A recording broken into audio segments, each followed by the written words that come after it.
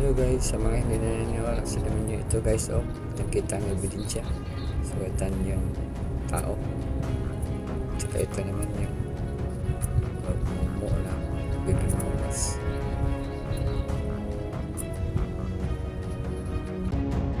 Hello guys, sa mga hindi naniniwala sa lamin nyo ito guys, nakita ang ebidensya. So ito yung tao. Tsaka ito naman yung magmumuo na biglang lumas.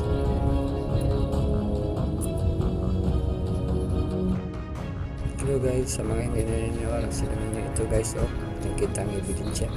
So ito yung tao.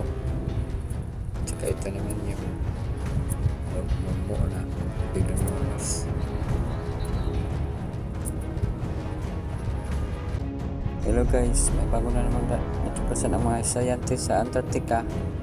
Ito ang ice castle na Gold tsaka ruby. Dito makikita na palapit sila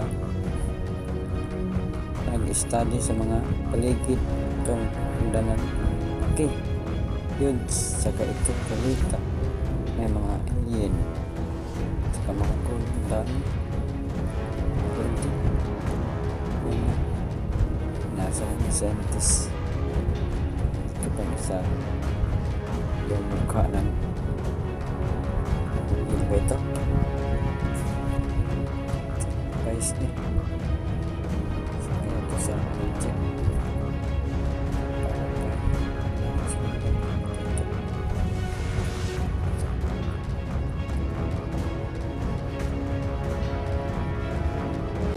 Hello guys, may bago na namang natuklasang Serena na naghihingalo. Tinutulungan siya. The mermaid is dying. Ito parang isda i-revive nila kasi mamatay na yata ito. Hindi naman ito ang isda. Serena ito kita. Hello guys, may natuklasan na namang animal human or taong hayop. Sino kayang nag-merge nito? Baka mga yung sa area 58. Ayun, mga scientist ang gumawa nito. Abnormal na yata ito. Matandang kalbo pa ito.